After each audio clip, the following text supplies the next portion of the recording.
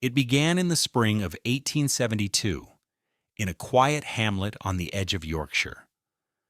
The village was no stranger to hardship. Plagues, failed harvests, and child deaths were part of memory, but the case of young Thomas Hargreaves unsettled even the most hardened farmer. He was 8 years old when he first whispered that he had already died. At first, his mother, a weary woman who had buried 2 infants already, scolded him for speaking of such things. "Death is not a game, Thomas," she said, but the boy only shook his head and murmured, "I remember the water. I drowned. My lungs filled, and it was dark. But then I woke here, in this house." It might have been dismissed as imagination if the boy had not begun describing details. He spoke of a river no one had told him about, a rope bridge that had collapsed, and a funeral where black horses carried his coffin through the same village where he now played. He told it not as a dream, but as a memory. Neighbors listened uneasily when the story spread. One old man claimed he remembered a boy, years earlier, lost in the river near the bridge Thomas described. The name was different, but the death was the same. The rumor took root. Thomas had not only remembered something, he had remembered dying. Weeks passed before the second account came. Thomas was playing near the fields when he suddenly collapsed, clutching his chest. His eyes went glassy, his lips pale. His mother shrieked for help, believing him dead. Then, as suddenly as he had fallen, Thomas gasped and sat upright, trembling. Through sobs, he whispered, "That was not the first time. I've been burned before, in another life. I smelled the smoke. I screamed until I couldn't." The villagers stared at the boy with a fear they did not name. Doctors from the nearest town were summoned. They examined him for seizures, for fever, for madness. "The boy is imaginative, nothing more," one declared. But the certainty in Thomas's voice shook them. He described the sensation of burning skin, of walls collapsing, of choking black smoke. He even named the year, 1846, too exact, too steady for a child. At night his mother overheard him muttering in his sleep, "Not again. Not the stones. They fell and broke my skull." When pressed, he described being crushed by masonry in a distant city. By then, whispers had spread far beyond the village. Some claimed he carried 9 deaths inside him, each clearer than the last.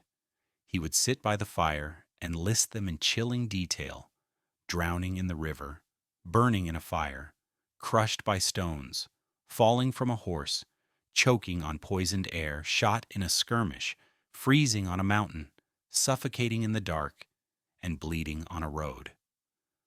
"9 times, he said simply. "I have died 9 times. His father, a superstitious man, grew frightened of his own son. "Children should not know such things," he muttered.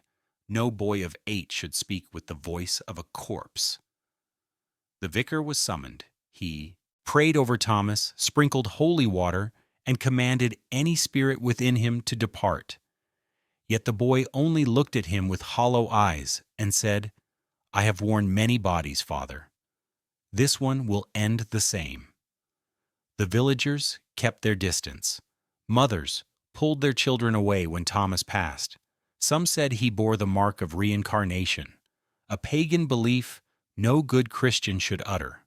Others whispered he was cursed, a vessel for restless spirits. Yet no one could explain how the boy knew of places he had never seen. He described a mountain range with snow and ice, though he had never left Yorkshire. He spoke of a city's cobbled streets, though he had not traveled farther than the parish. His words carried too much detail to dismiss. The Hargreaves family grew isolated. His mother wept at night, clutching her rosary. His father drank heavily, muttering that the boy would bring ruin. But Thomas remained calm, almost resigned. "I do not want to frighten them," he told his mother once, "but the memories come whether I ask or not. They are louder than dreams. I can smell the smoke, hear the water, feel the stones. It is as if my skin still remembers. The doctor returned once more and tried to shake the truth from him. Tell me, Thomas, are these stories taught to you? Are you playing tricks? The boy looked at him and said in a voice too old for his years, Would you like to know how you die? Because I can see it. The doctor fled, pale as chalk. By summer, the boy's name had reached scholars in London. Letters arrived, asking questions about reincarnation, about possession, about the possibility of memory surviving death. The Hargreaves had no answers. All they had was a boy who claimed to have died 9 times, and who now whispered that the 10th was coming soon. One night, as the house lay in uneasy quiet, Thomas sat upright in bed, eyes wide. His mother rushed to him, clutching his hand. "What is it, my love?" His lips trembled. "I saw it. My next death. It will be here, in this house." The words drained the blood from her face, and from that night on, no one in Harrow's Creek slept without fear of the boy's prophecy. The Hargreaves kept every lamp burning after Thomas's warning.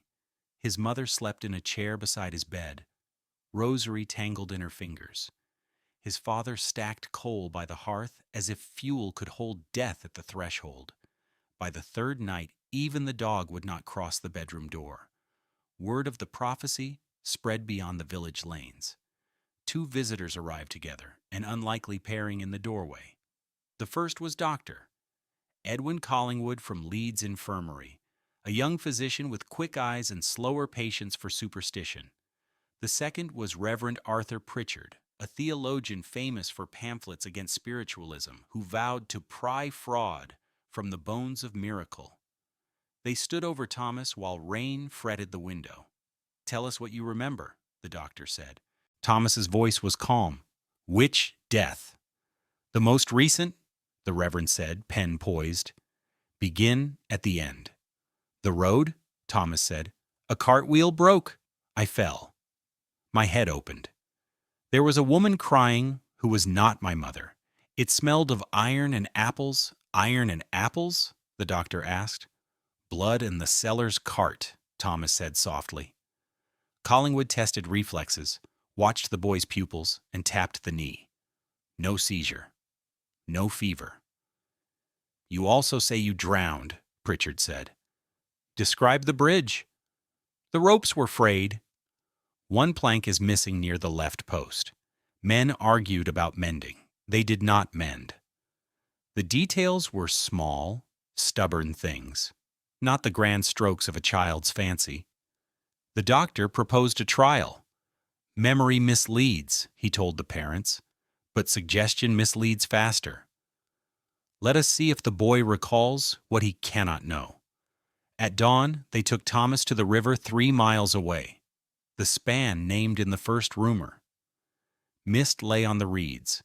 The bridge had been rebuilt since the drowning, but the posts still bore old scars. Thomas walked to the left post and stopped without prompting. He laid his hand where a faint notch marred the grain. "Here," he whispered. The missing plank hung by a nail. "It turned when I stepped. The rope slipped." He could have heard this in any kitchen, Pritchard said. "Children do not memorize woodwork," Collingwood answered. A second test followed. The Reverend unfolded a hand-drawn plan of Liverpool streets and asked Thomas to point out where the stones fell. The boy traced the lines, then pressed a corner not on the plan at all, just left of a church block. "There," he said, "you forgot a narrow lane. I went there to buy ink." "There is no lane on this plan," Pritchard replied stiffly. "Plans are like prayers," Thomas whispered. "They do not show alleys." That night the Reverend began the rite he had sworn to reserve. He asked the mother to step back and the father to hold the lamp while he prayed in Latin until the glass trembled. He pressed a crucifix to Thomas's brow. "If there is another spirit in you, depart." Thomas winced. His fists clenched the sheet.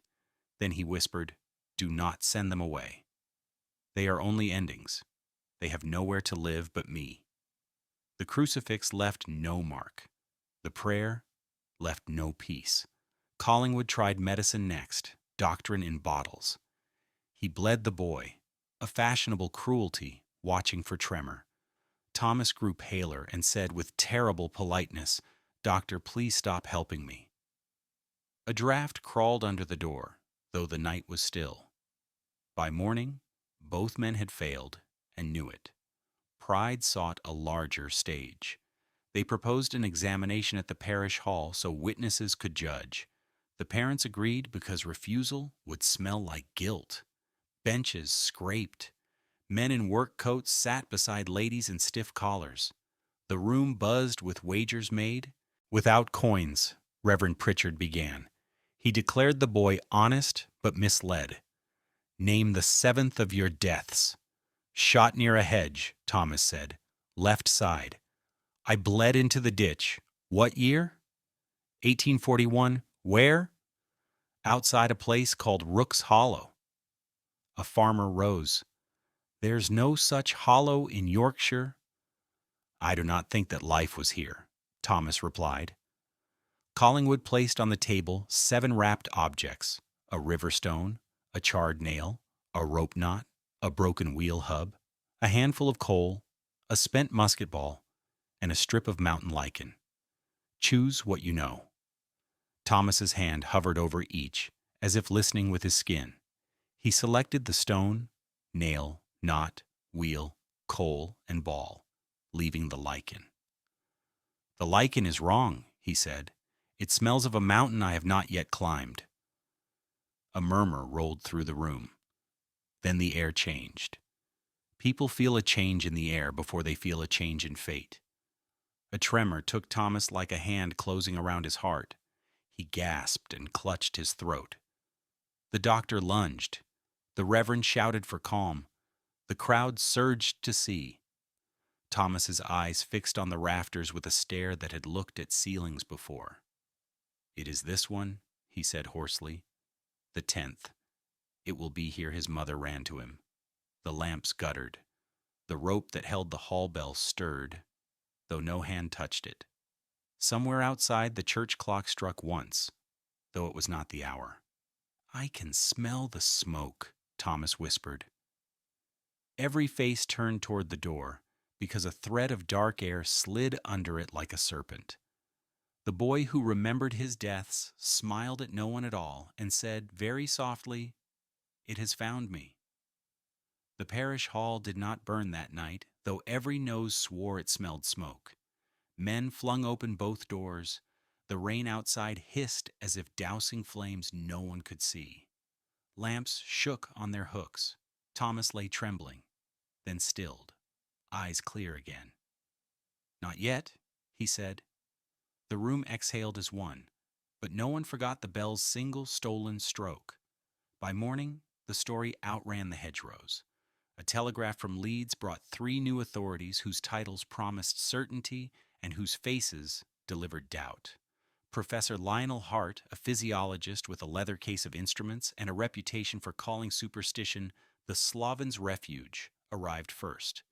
With him came Mr. Ambrose Pike, a mesmerist who swore to unmask the mechanics of memory, and Mrs. Lydia North, a spiritualist medium in sober gray who spoke softly and never raised her eyes above a man's buttons. Behind them trailed Mr. Samuel Quill of the London papers, who smiled with his mouth and sharpened questions with his pen. They crowded the Hargreaves' kitchen, where the kettle never boiled so many times in one day. Hart set out a brass sphygmograph, straps, levers, and a smoked paper drum. To watch the pulse write its confession, he said. Pike polished a nickel watch until it threw shadows. Mrs. North folded her hands on her lap and listened the way a well listens. Thomas sat in a straight chair. "You have come to decide which ending I am," he said quietly. His mother hovered, raw-eyed. His father stood in the doorway as if holding back a flood. Hart began efficiently. He wrapped the leather strap around the boy's wrist. The little lever kissed an artery. "Think of nothing in particular," he ordered. The line on the blackened paper jogged along neatly. "Now," he said without looking up, "recall the river." Thomas's gaze went dull and far. The line stumbled, quickened, stumbled again. Hart nodded, almost pleased. "Autonomic response." Suggestion. He turned to the Reverend. "You frighten him, the body obeys fear." "Fear does not notch bridge posts," Reverend Pritchard murmured.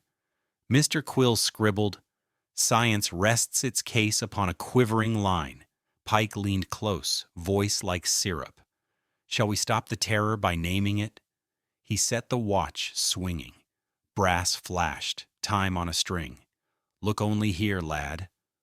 Let the other lives speak through you, and we will count them like beads." Thomas's eyelids fluttered. His hands loosened on his knees. "Count them," Pike breathed. 1, the river. 2, the fire. 3, the stones. 4, the horse. 5, the poisoned air. 6, the bullet. 7, the mountain. 8, the dark. 9, the road. He smiled. "And 10, here," Thomas whispered. The watch stilled without touching anything. Mrs. North lifted her head for the first time. "Do not pry open doors you cannot close," she said. Pike's smile thinned. Before the kitchen emptied of its dread, another visitor arrived. Mr.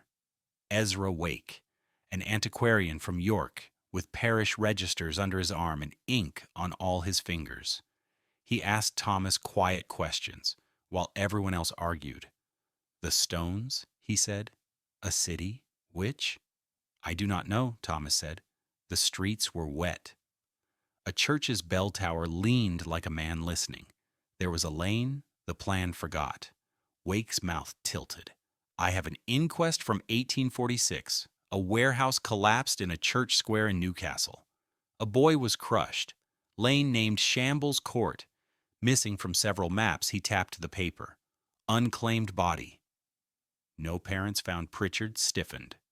"Common coincidence, but a true one," Wake said mildly. By afternoon, the parish hall served as a chamber again. Benches packed tighter. Mothers clutched shawls, as if the wool could bless. Hart demanded quiet. "We will prove the mechanism," he said, "or its absence." He set his drum recording. The little stylus waited to be moved by blood.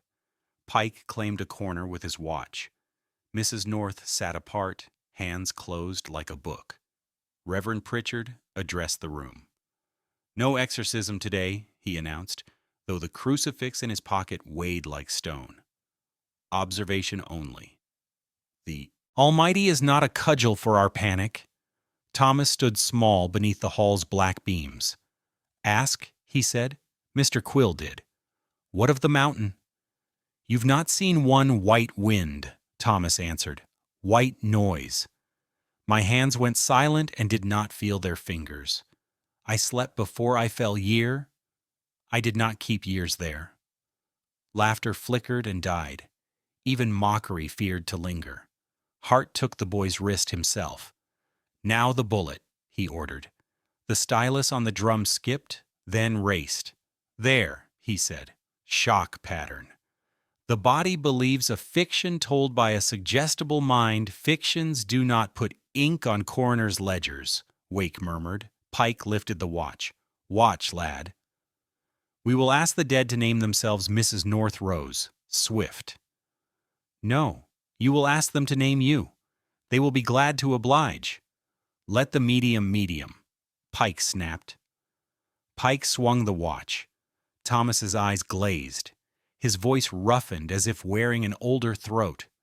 "Not all at once," he said. "They crowd. The drowned one pulls at my lungs. The burned one smells of pitch. The crushed one cannot hear.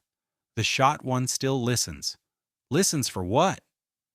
Quill whispered, forgetting the page. "For the hedge moving," Thomas replied, and the back row of men flinched as if hedges had hands. Pritchard steadied his voice. "And the 10th?" Thomas's head turned slowly, as if the air itself had a hinge. He looked up into the rafters. The bell rope at the far end of the hall shivered. No wind came through the shut doors. "Thomas," his mother begged, "say nothing to invite it."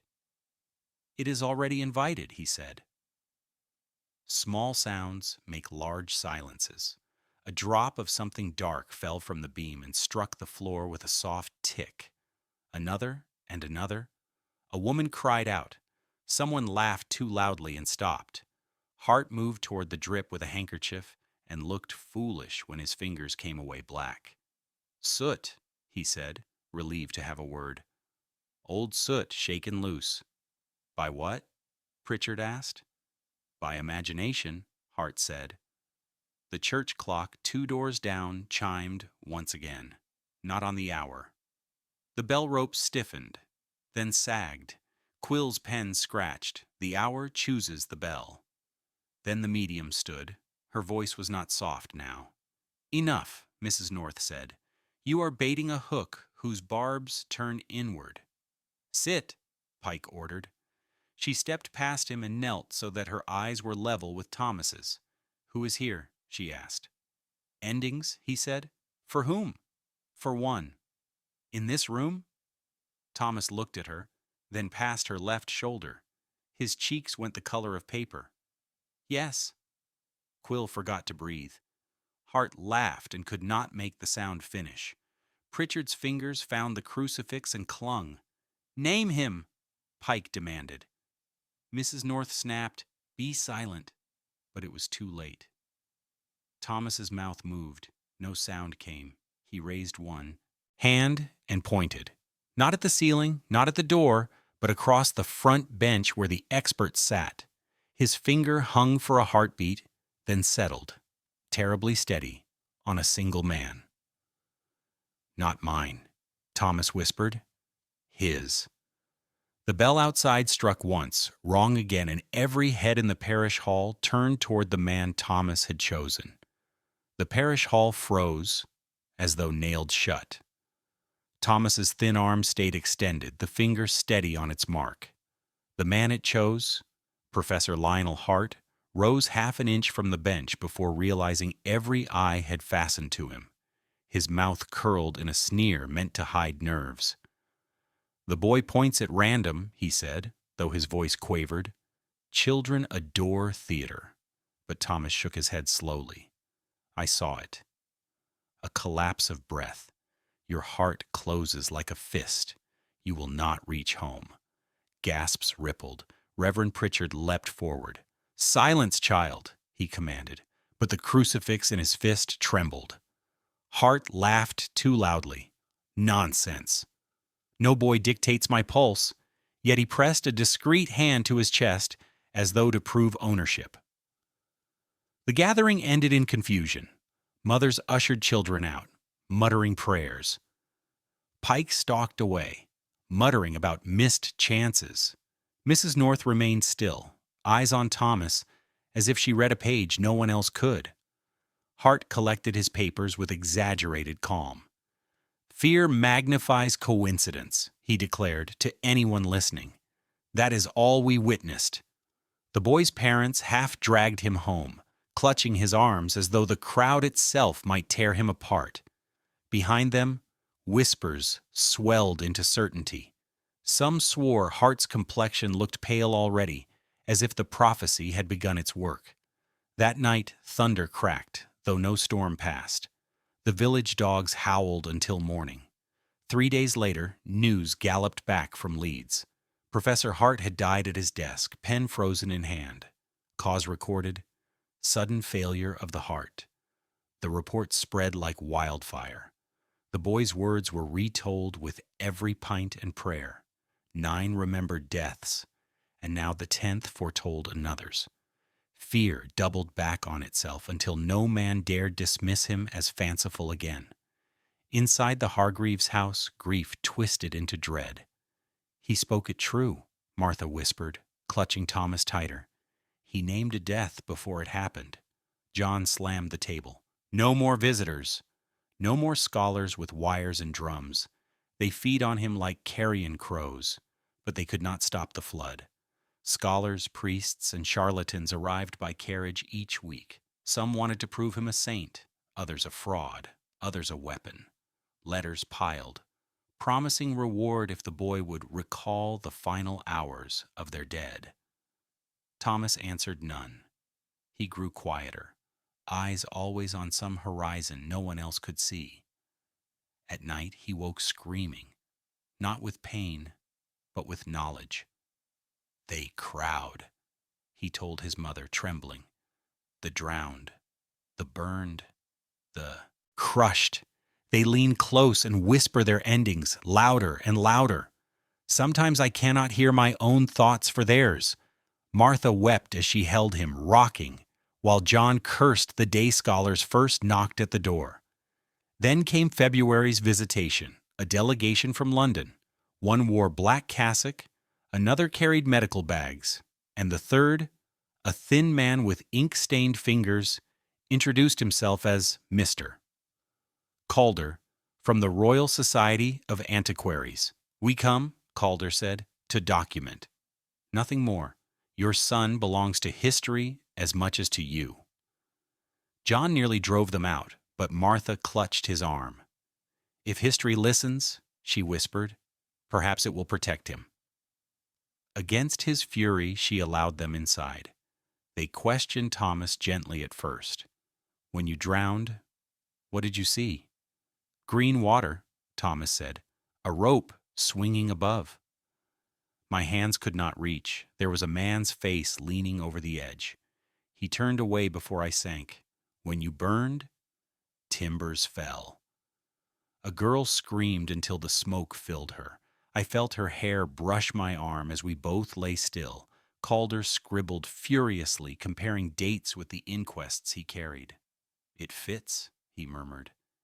"Cases in parish rolls, forgotten until a child speaks them." The priest attempted to bless. "If they are true deaths, God alone holds them." "You must release them." Lad Thomas looked at him with hollow calm. "I cannot release what clings to me. They are my skin." That night, Mrs. North returned uninvited, slipping into the kitchen like a shadow. "You cannot let them continue," she whispered to Martha. "Every telling strengthens the tether. These lives bind tighter each time he names them." "What tether?"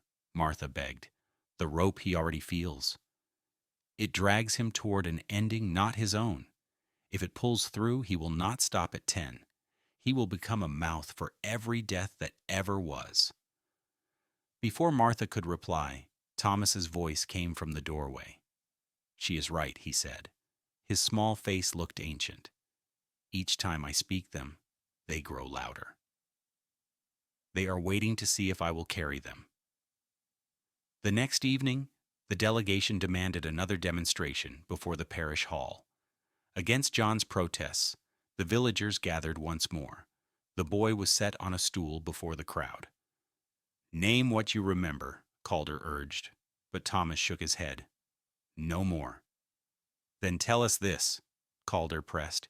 "If you saw Hart's death before it came, can you see another's?" The boy's gaze lifted slowly across the crowd. People shrank under it. A silence fell so thick the hall seemed to close its lungs. Finally, Thomas whispered, "Yes." "Whose?" Calder breathed. Thomas raised one hand and pointed again. Not at a scholar this time, not at a stranger. His finger found a face pale with horror in the back of the hall. His own mother. Martha's rosary slipped from her hands and scattered across the floorboards. The villagers gasped as Thomas's voice broke into a sob. "It will be her. She will be the 10th, and the bell outside struck once, though no hand pulled the rope." After Thomas pointed at his mother, fear moved in and took the best chair. Martha walked like glass. John hid blades, cooled the hearth, and checked rafters with a lantern every night. No lamp was lit unless 2 sets of eyes watched the wick. Thomas shadowed his mother. He covered the rim when she poured water. He eyed lintels as if expecting them to drop. "It keeps changing," he whispered. What does? John asked.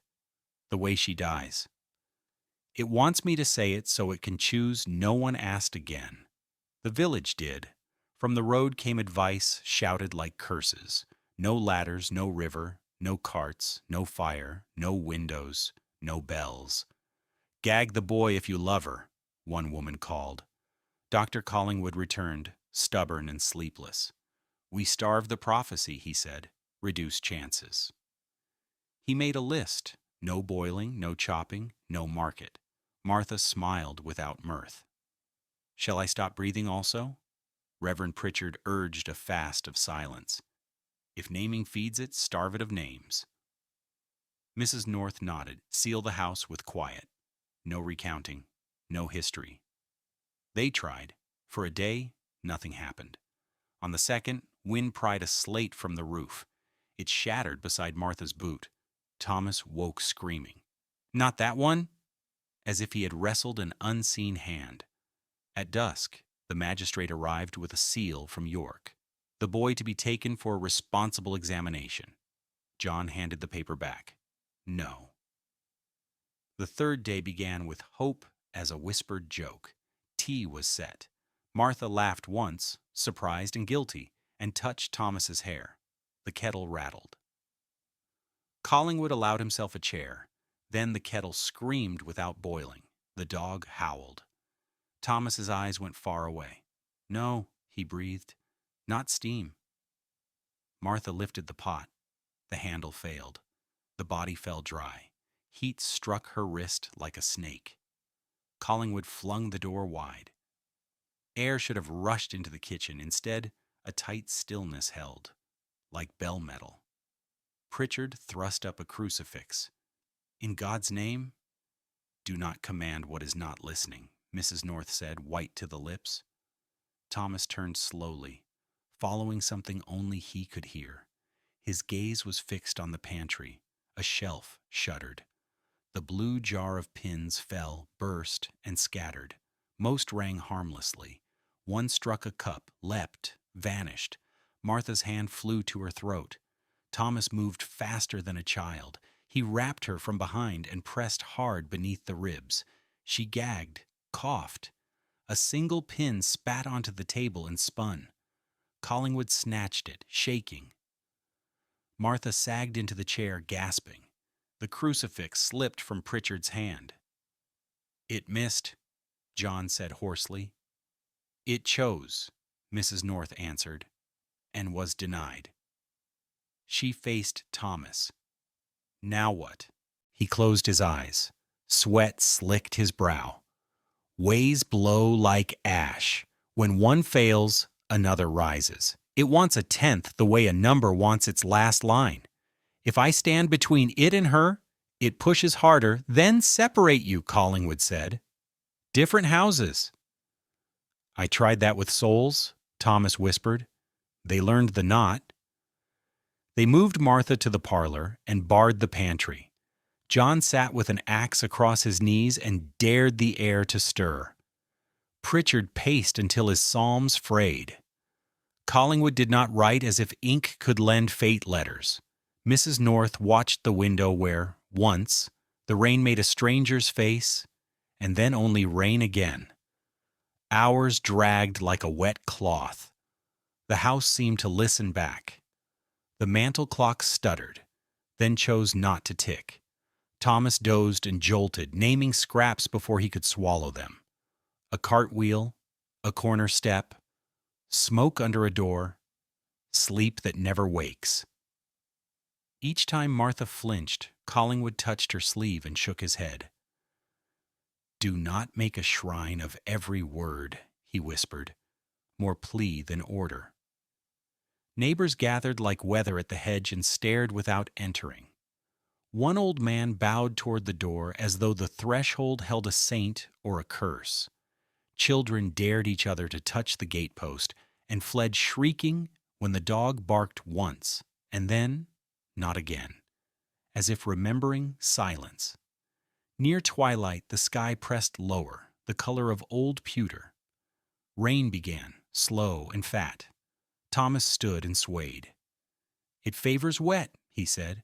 "Wet makes the world slip." "You will not slip," Martha told him. "I will not slip." She said it for the room to hear, and for whatever else listened. Footsteps came near dusk. One man paced like duty. The magistrate stood in the doorway, hat under his arm. "A second letter," he said. "From London." "Constables tonight if I return without the boy?" "No," John said. Martha rose before anyone could stop her. "Take me instead," she said. "If the 10th is mine, let the city keep watch while it tries." "I will not have my child hauled like a curiosity." Thomas caught her skirt. "Ma'am," she knelt and held his face. "You saved me once today. You will not spend your life saving me from the air. I am your mother. If death wants me, it will come through me, not through you." Pritchard coughed to hide a sob. Collingwood turned aside.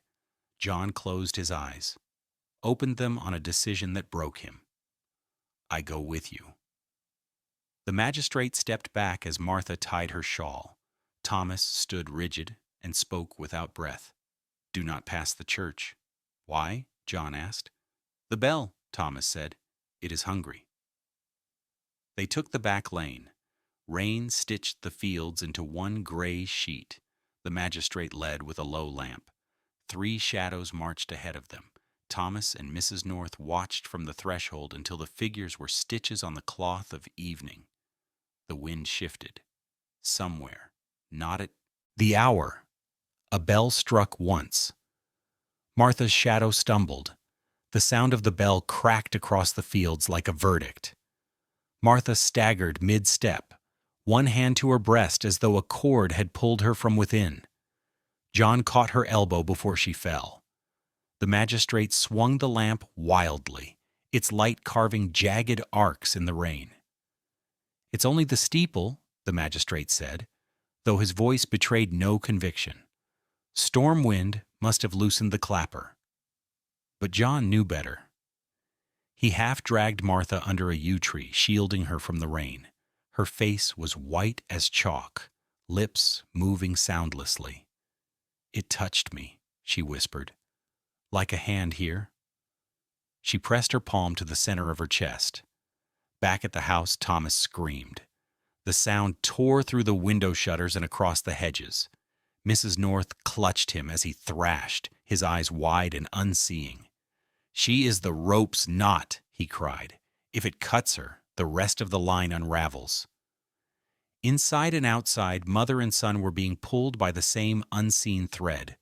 John lifted Martha to her feet. "We go no further," he told the magistrate. "London will wait until Judgment Day if it must." The magistrate, pale and sodden, did not argue. Together they turned back toward the farmhouse. With each step, Martha leaned heavier, as though her strength drained into the wet soil.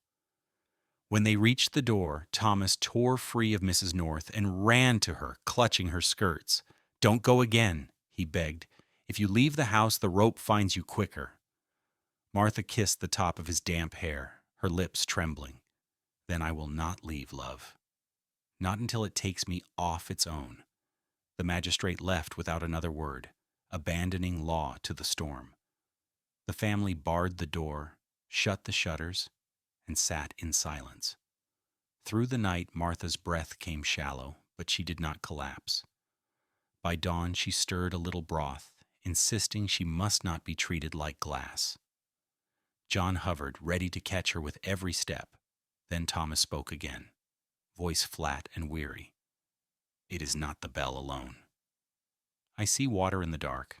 It wants both sounds, together. The bell and the water." Collingwood, who had dozed in a chair, jolted upright. "Nonsense. He overheard you by the river, that is all." But even he avoided Martha's eyes. 2 days passed in that brittle quiet. Neighbors still gathered at the hedge, whispering. Some argued the mother should be kept away from the boy at all costs. Others said separation would kill them both faster. Rumors curdled into plans, whispers of constables, of fire, of ending the curse before it spread. On the third night the air changed again. The dog whined and crawled beneath the table. The clock in the parlor stopped. Though its spring was tight, Thomas woke with a gasp. It is coming again. The water this time rain hammered the roof. Wind whistled like a scream down the chimney. And faintly, too, faint for storm alone. The church bell tolled once. Martha swayed as though struck. John caught her, shouting for Collingwood. The doctor pressed her fingers to her wrist. Her pulse falters, out of rhythm. Thomas clutched his own chest and groaned. It wants her through me. It uses me to reach her. Mrs. North bent low to the boy. Then deny it voice. Do not speak what you see. I cannot, he whispered. When the ending knocks, it speaks itself through my mouth. The family and their few allies argued furiously as the storm grew. Pritchard wanted prayers shouted until the roof lifted.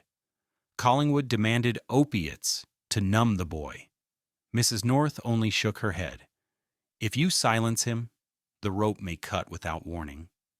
Better to hear the shears approach toward midnight. Martha stirred from her faint. Her voice was steady, though her body trembled. If it must take me, let it. Better me than my son carrying these deaths forever. No, John barked. It will not have you. He pulled her into his arms, his broad back against the door as if he could bar fate itself. But Thomas, eyes glazed, whispered words that chilled the room. It is already here. The shutters rattled. A crash echoed through the yard. Rain barrel split, water spilling like a river loosed. With the torrent came a deep boom, the church bell striking, though no hand touched the rope. Martha convulsed in John's arms, choking on air. Thomas screamed, clawing at his throat. Collingwood fought to hold both at once, one hand pressed to Martha's chest, the other to Thomas's. Then, as suddenly as it came, the sound ceased. The storm eased to drizzle. The bell was silent. Martha slumped, breathing ragged but alive. Thomas collapsed beside her, unconscious. The room exhaled in ragged relief, yet no one dared speak comfort. For though they had survived the attempt, all knew the rope had not snapped. It had only slackened. Martha opened her eyes and whispered what no one wished to hear. It will come again. And next time it will not miss. The dog whimpered as if agreeing. Outside the hedges dripped with rain, and far off in the dark, though the bell did not swing, its echo lingered in every ear. The storm left the village glazed and brittle. Roof slats steamed. The hedges dripped as if they had wept all night. In the Hargreaves' kitchen, no one spoke above a whisper. The kettle stayed cold. Even the dog would not cross the flagged floor. Dr. Collingwood broke the silence first. We cannot wait for the next stroke, he said. We choose the ground. We set the hour. We fixed the bell. Reverend Pritchard lifted tired eyes.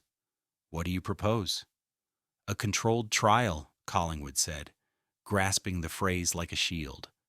We neutralize the bell. We remove every vessel of water. We watch the boy and the mother together, so nothing strikes one through the other.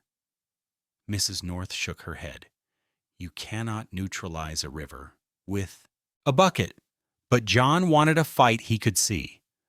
We'll take them to the church, he said. Remove the clapper. Drain the font. Bar the doors. If it wants them there, let it meet us there with our hands ready. By afternoon, men climbed the nave ladder and unpinned the iron tongue from the bell. The clapper thudded to the stones like a felled heart. Pritchard locked it in the vestry. The verger drew the font plug. Holy water hissed away along the gutter like a secret escaped. Bowls of dry sand stood on the chancel steps in case, someone said, not knowing of what. Calder from London returned, notebook open. Mr. Wake carried parchments under his coat. 2 constables lingered by the north door, uneasy with their authority. The magistrate stood beneath the tower, hat in hand, as if asking leave to breathe. Near dusk, Martha and Thomas walked up the aisle between pews that had learned fear. John shadowed them with a lantern. Collingwood set his instruments on the front bench. He wound the mantel clock on the wall and set it true. "We hold the hour," he whispered. Pritchard chalked a circle on the flags and shook salt along it. Mrs. North brought a thin crimson cord and looped it around mother and son, knotting it between their wrists. "A living tether," she said. "Let it choose this, not the rope you cannot see." Thomas glanced at the cord, then at the dark mouth of the belfry. "It likes high places," he murmured. "It looks down to pick." "Do not name it," Pritchard warned. "We will give it no more words." They waited. The church gathered the light and thinned it. The nave stones breathed damp. Wind moved in the tower like a giant sigh. Outside, the village held its breath at windows. No one dared cross the green. When the clock's hands slid to 11, the air tightened, as if some vast organism had clenched. Sand in the bowls darkened at the rim without a drop spilled. Chalk drank itself paler. The crimson cord cooled against skin. "Pulse?" Collingwood said, taking Martha's wrist. "Strong." He took Thomas's in the other hand. "Quick, but steady." Thomas's gaze climbed the columns. "They have come to watch," he whispered. "All 9. They press their faces to the stone like frost." "Pray," Pritchard said, voice low and hard. He spoke the psalm that begins, "Deliver me, O Lord, from mine enemies." His words fell like nails on oak. The clock chimed 11 with small, obedient strokes. Nothing else sounded. Men exhaled.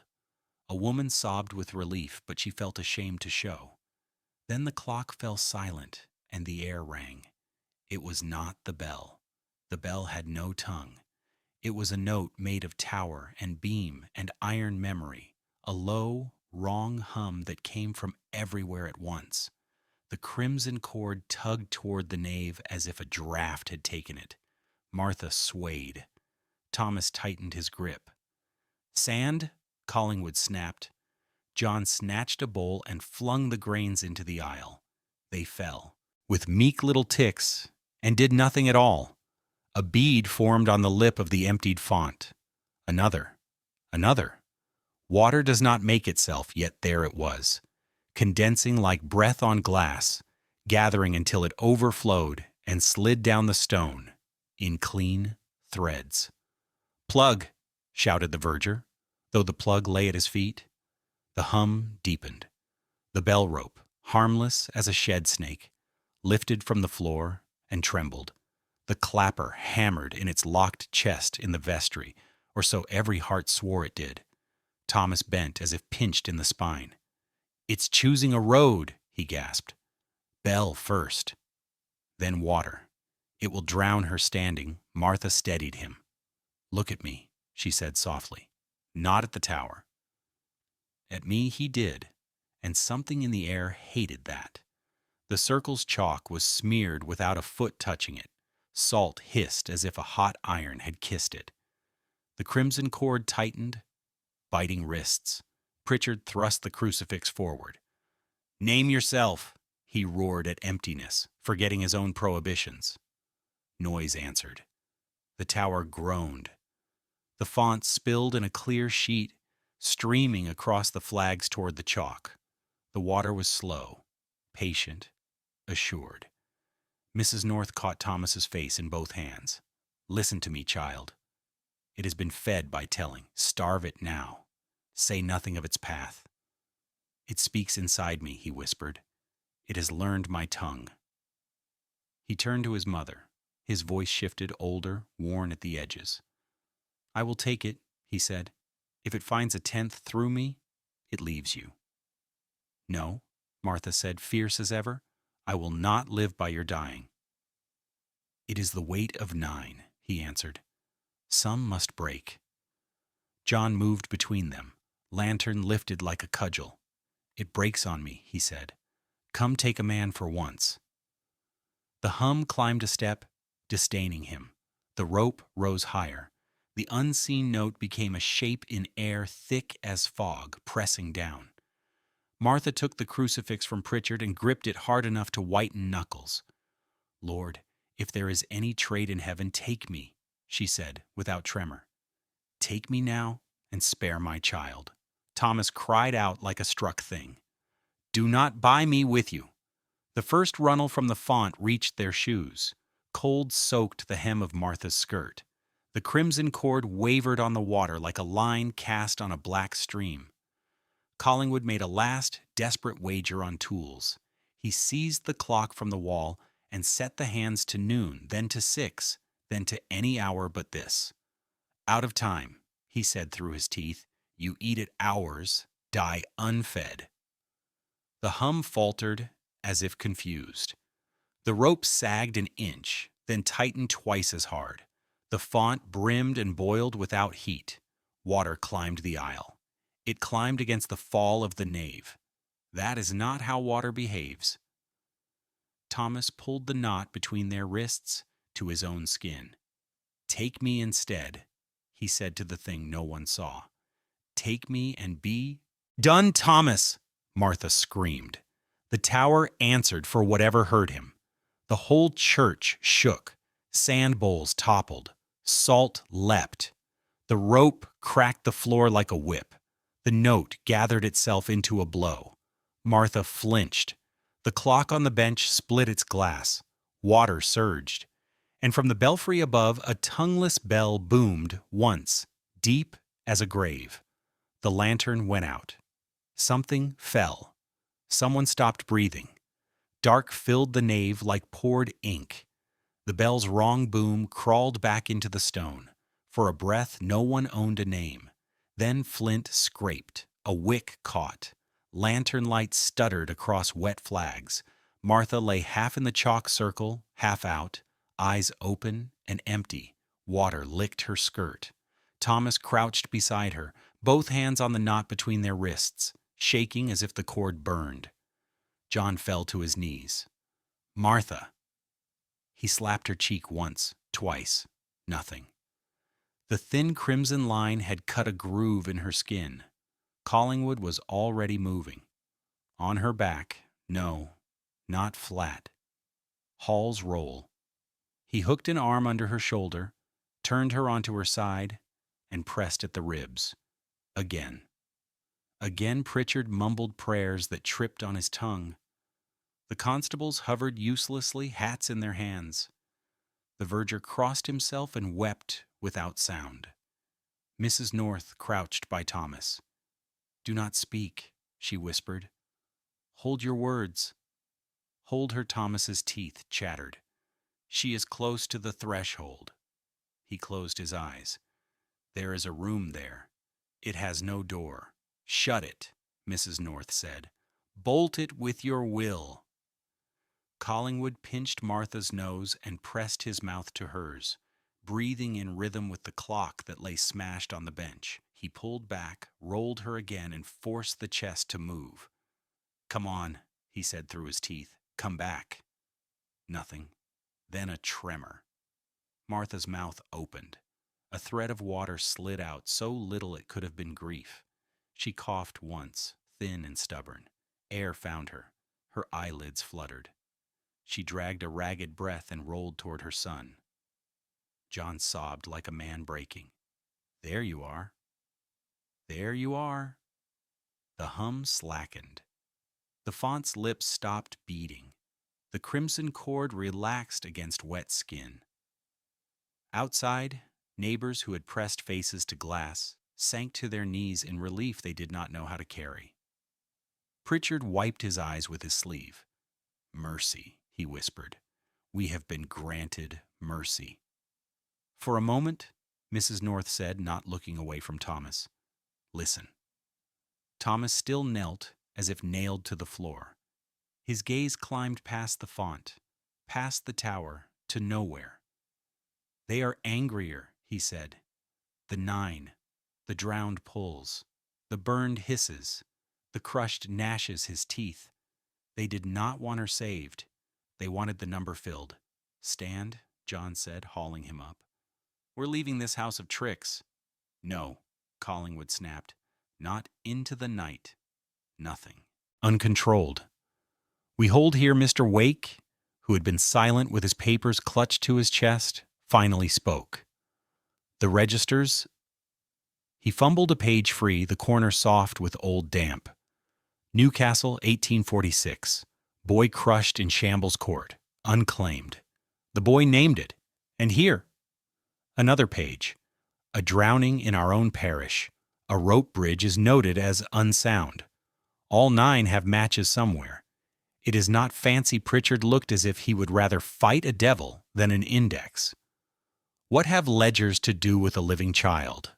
Wake's fingers shook. If the past is true, then the 10th may be bound to truth as well.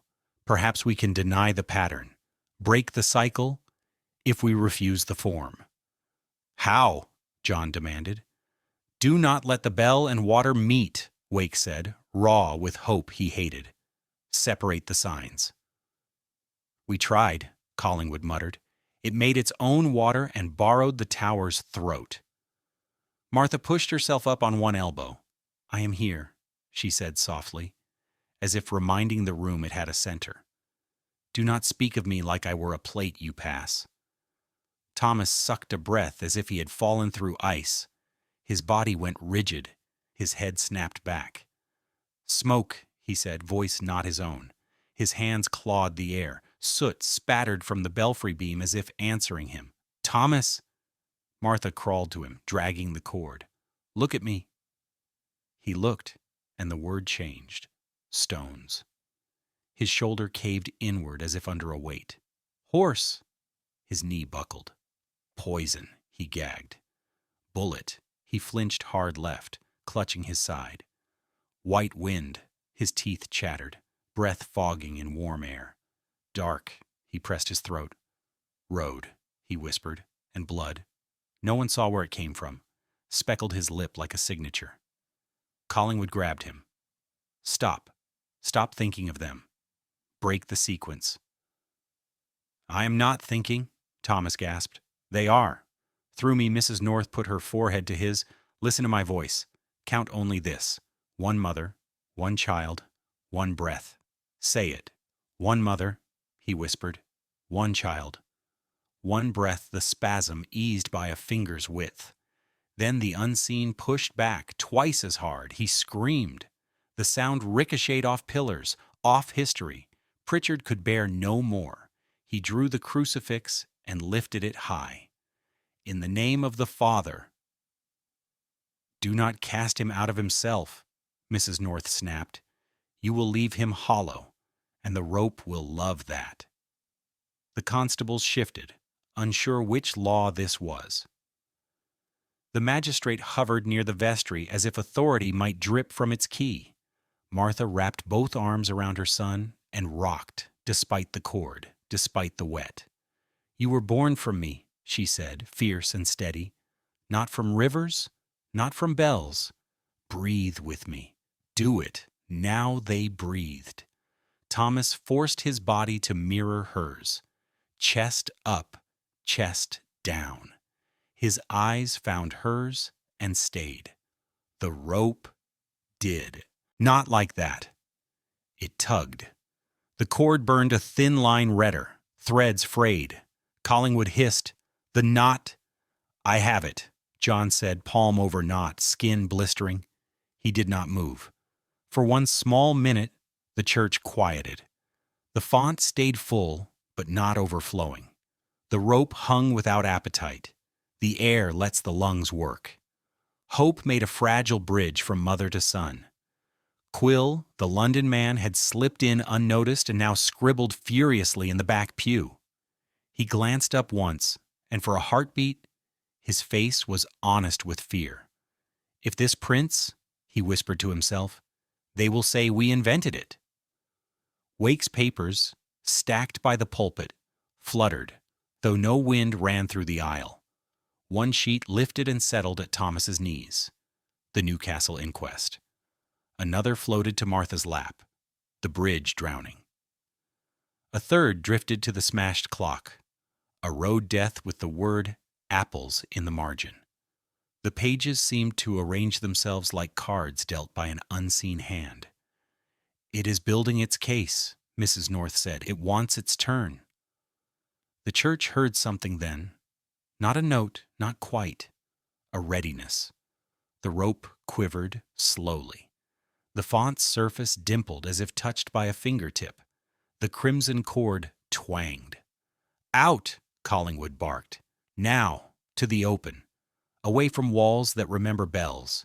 They rose as one knot of bodies. John lifted Thomas. Martha rose with them, bound. Pritchard snatched the crucifix and psalter. Wake stuffed papers into his coat. The constables threw the doors wide. Cold air rushed them like a gust. They reached the threshold. For a foolish second, freedom looked possible.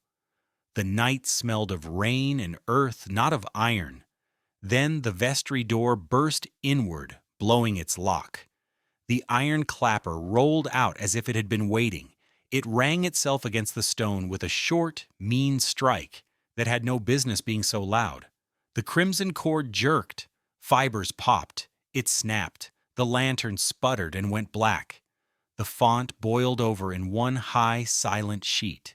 Thomas's hand let go of his mother's. He whispered, not to her, not to anyone, but to the shape that had followed him since he could name 9. "Choose, then." A cold circle closed around Martha's throat like a wedding band misused. "The water is in the air," she said very calmly, and her feet left the floor. Martha's body lifted clear of the floor, as though the very air had conspired to hang her. Her heels kicked against emptiness, knocking lanterns askew. John leapt, catching her waist, but his hands slipped on unseen force. The crimson cord dangled severed at her wrist. "Cut her down!" someone shouted, though there was no rope to cut. Collingwood seized Martha's legs, dragging her down with all his weight. The verger scrambled onto a pew to reach her shoulders. Pritchard slammed the crucifix against her breast, shouting words that dissolved into panic. Thomas fell to his knees, arms outstretched. His lips moved in a rhythm too fast for prayer. "Not her, not her, not her," he whispered. But the sound thickened until it was no longer his voice alone. A chorus layered over him. The drowned gurgling, the burned hissing, the crushed moaning, the shot crying out. 9 endings groaned through the throat of a child. Mrs. North dropped beside him, clutching his face. "You cannot call them all. They are trying to push through. Hold them shut." "I cannot," Thomas wailed. His eyes rolled white. "They press like stones." Martha gagged, mouth working. Her hands clawed at nothing. John bellowed her name until his throat cracked. The font frothed and burst, water racing across the flagstones toward her feet. It curled up her skirts like eager fingers. "Do something!" John roared at anyone, everyone. Wake staggered forward, clutching his papers. "The pattern! Break the pattern!" He tore a page, crumpled it, and thrust it into the water. Ink bled, words unmade. "Deny its script!" But the water ignored him. Collingwood lost his footing, crashing to the stones. Martha sagged another inch higher, lips blue. Thomas screamed. His body jolted. "It has me too!" His small chest heaved as if drowning on dry land. He clutched his throat with both hands. "No!" Martha rasped, voice torn from her strangled throat. "Not him! Take me!" The unseen force shuddered, as though considering. Mrs. North leapt to her feet. "Listen!" she shouted at the air. "You want the 10th. Take me instead. A willing vessel closes the count." The sound faltered. Martha dropped half a foot. The water paused its crawl. For one fleeting second, choice seemed possible. Then Thomas convulsed. His voice split into all 9 again, every death clamoring. "It knows only me," he cried. "It will not take another while I live." And the cord, snapped hours earlier, writhed like a snake on the wet stone and lashed itself again between him and his mother, binding their wrists together. The bell clapper rolled once, struck the flagstones, and sang a note that split marrow. Martha fell. Not gently, not to safety. She crashed beside the font, chest heaving like a bellows ragged with holes. Thomas collapsed the same instant, his head striking stone. Silence. For a breath, it seemed both had gone. Then Martha coughed, spewing water. Thomas moaned, curling into himself. They breathed, shallow, fragile, but they breathed. The air lightened. The rope lay limp. The font stood dry, as if it had never overflowed. John dragged his wife and son into his arms at once, weeping into their hair. "Enough," he said hoarsely. "I'll kill any man who asks for another test. They are mine, not yours." But around them, the others only stared. Collingwood rose, soaked and bruised, muttering, "Impossible. Impossible." His scientific armor had cracked. His eyes were haunted. Wake clutched ruined papers, whispering, "9 are written, 10 will not be denied." It has been interrupted, not ended. Pritchard wiped blood from his mouth, where he had bitten his tongue in prayer. The devil never quits at one failure. It will return Mrs. North alone, crouched by Thomas, brushing his wet hair from his brow. "Do you still see it?" she asked softly. He opened his eyes. They were dull, ancient, older than his years had a right to be. "Yes," he said. "It waits." The room with no door is still open. It does not close. Martha clutched him tighter, whispering fiercely, "Then I will bar it with my body if I must." But Thomas only shook his head. "You cannot. It knows me. It always knew me." The constables finally moved, stepping backward toward the door. One crossed himself. The other muttered, "This is not for law." They fled into the night, leaving their duty in the dark. The magistrate followed, face pale, refusing to meet John's eyes. London would have its answer. The boy was not theirs to control. Yet in the church, the survivors lingered, unwilling to step into the quiet village outside. The air carried a weight of unfinished work. Thomas, still trembling in his mother's lap, whispered one last thing before sleep claimed him. "It is not only my deaths I remember. It is theirs too, theirs still to come. Yours, every candle guttered at once." And though no bell rang, each listener swore they heard its echo deep inside their chest. Dawn found the church floor slick and cold, and 3 lives clinging to warmth as if it could be kept in a fist. John carried Martha. Martha carried Thomas. They did not look back at the font, the rope, or the clapper lying like a severed tongue. The village parted without words.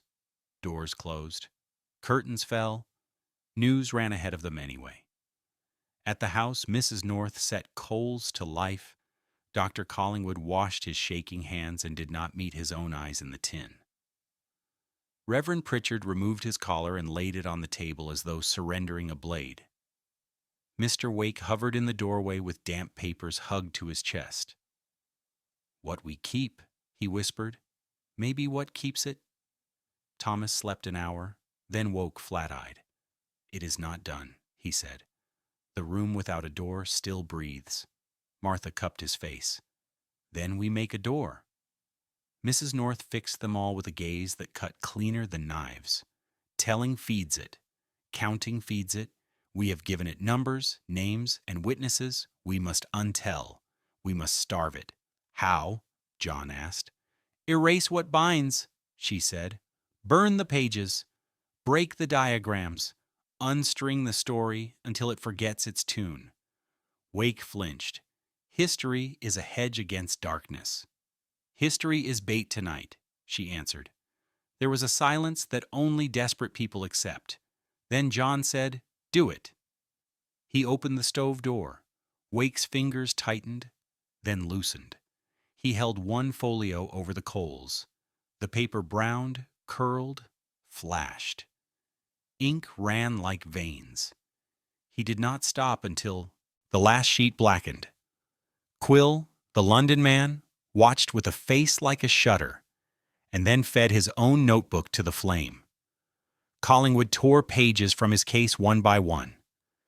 Pritchard slid the faintest, guiltiest bundle of sermon notes into the stove without lifting his eyes. "Not enough," Mrs. North said quietly. "It is not on paper alone. It is in the count. 9, looking for 10. She turned to Thomas. "Give it a 10th that is not a death." Thomas frowned, hearing something the room could not. "A 10th breath." Collingwood caught the thought and set his jaw. A baptism without drowning, a bell without sound. "We choose ground with no memory of either the quarry," John said. "Old lime pit. No church near, no water standing in winter. Near dusk they walked the back lanes, avoiding the steeple. The quarry lay white and hoar-frosted, a bowl of chalk with the sky for a lid. No bell had ever hung there. No font had ever spilled. Breath smoked, footsteps squealed cold. Mrs. North set 9 stones in a line on the chalk, rough pieces gathered from the rim. "These are the 9, she said. "We do not name them. We only see their count." She left a gap where the 10th would be. "We will not lay it." Pritchard, pale but resolved, opened the Psalms and found words made for crossings. "Yea, though I walk through the valley of the shadow." He read not to command, but to pace, breath. Collingwood took Martha's and Thomas's wrists together and felt the pulses. "Slow," he warned. "We count on lungs, not on fear. 10 breaths, and we stop." John stood behind them, arms around both, as if to hold their souls in. Wake stood apart, hat off, head bowed to nothing visible. They breathed. 1. The quarry gave it back. 2. Air burned and steadied. 3, 4. No bell, only a crow's late complaint. 5. Frost glittered on the 9 stones. 6. Somewhere in the chalk, a thin echo woke, like glass remembering a tone. 7. A film of damp silvered one stone, then another. 8. Thomas stiffened. "Water," he whispered, "in the air." "Keep the count," Mrs. North said, voice low and iron. "Do not look away." 9. The quarry seemed to lean closer, as if to hear the last. 10. Thomas stopped and did not breathe. Martha leaned in, eyes on his. "Take it," she said softly, fierce as first labor. "If it wants a last, give it breath, not blood." Thomas exhaled, long, steady, deliberate, against everything that clawed his throat. "This," he said, barely sounding, "is the 10th." The wind fell flat, frost stilled. The damp on the stones did not grow. No bell whispered up from the chalk. Silence held like a bridge over black water. Collingwood's hands shook.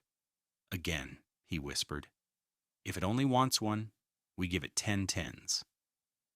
Thomas blinked, dazed. No. It liked numbers too much already. He pressed his palms to his chest. It is listening for other counts now.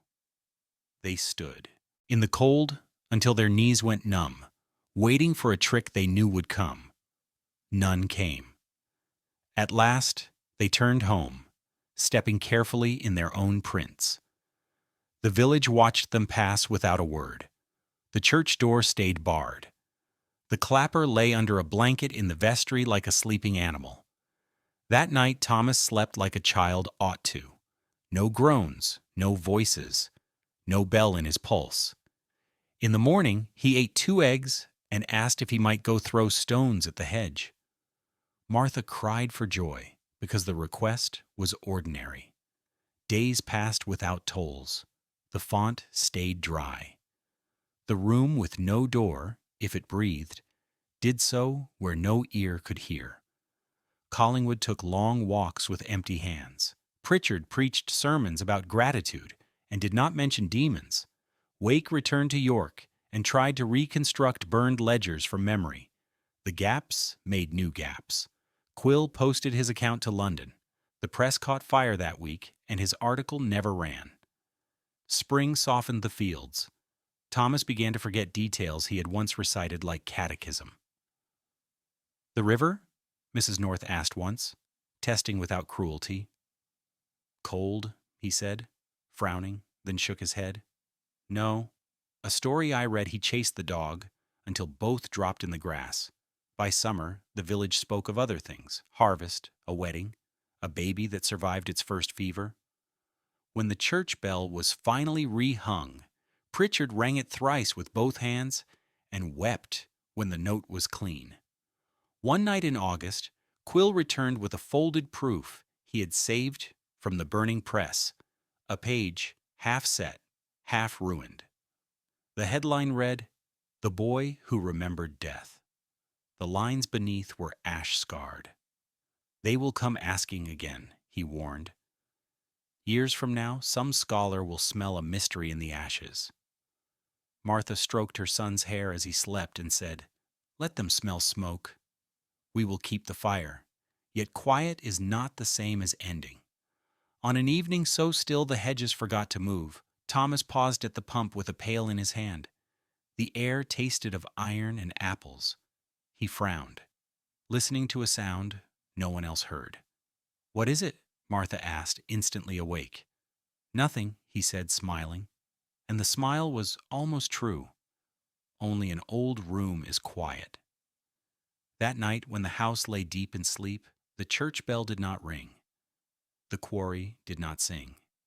The font did not bleed.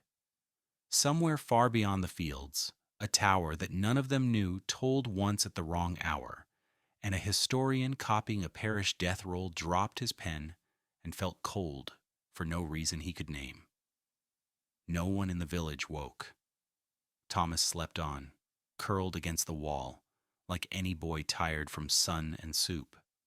In his dream, a door stood where a wall had always been. He did not try the handle.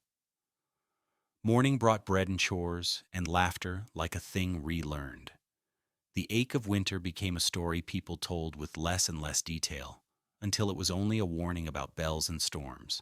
Historians came years later and found contradictions.